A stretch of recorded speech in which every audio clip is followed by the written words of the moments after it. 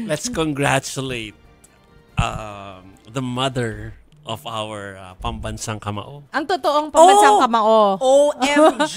Yes. Nagulat ako dyan. Oo. Nagulat si Masya talaga kanina. Si General Torre to nagulat na ako. pambansang kamao. No, hindi. Pacman po ha. Si Aling Jonisa po na, Zobe! Naalala niyo ba yun? Sa B60 pa yata, wala na nakakaalala. No? Pag ini-interview namin siya dati, talagang, pasigaw na, si Zobe! Hello sa inyo!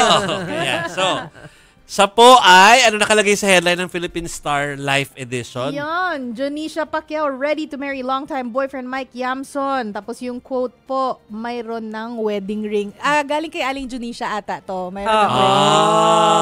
Ibang level. Gusto natin. Pero tama naman yun. Wala naman kasi Wala sa talagang age. edad Wala ang sa pag-ibig. 'Di ba? Kahit na sino pwedeng oo. umibig. Laging Di yang ba? ang puso. Nagse-celebrate na nga tayo kanino galing ang pansit na to. Wala lang, galing kay Maraming Sina Jen. salamat. Maraming kung salamat ano kung kanino man galing ang pansit. Malamang Pero, kay JNT na naman to. Tayo po. Hindi ko sure.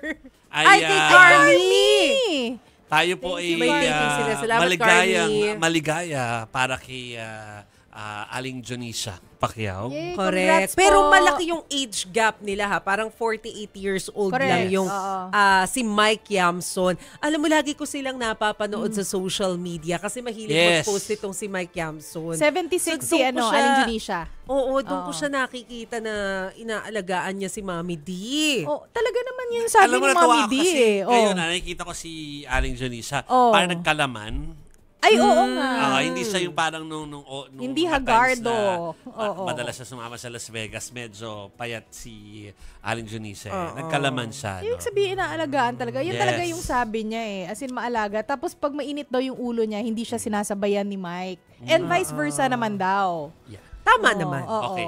Dream natin na makausap ulit si Aling Jonisha ha. Sana ma-target ng mga natin. At kamustahin natin ang JC. love life. Oo. Interesado ako kung paano sila nagkakilala, Yes. paano nila na-realize na in love na sila Uy, sa grabe. isa't isa. 11 years na sila ha. Hindi biro yun. Oh, Feeling ko madali hindi na eh. matatawaran. Baka alam na rin ni Aling Jonisha paano mag-zoom. Dati kasi talagang meron tayong live point dun eh. Oo, Lagi, diba? oo, Kapag oo, kami oo. may events. Madalas ang laban kasi. Yes, nung time na yun. Ni Manny So Pacquiao anyway, noon. bista namin kayo, Aling Jonisha. Gusto namin malaman from you mismo kung gaano ka kaligaya sa wedding ring na sinabi Patingin mo din yung ng nandyan wedding na. ring.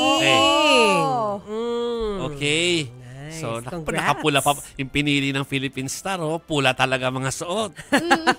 Oo. Pareho di ba? Nakikired ako. Hindi ako nakikired.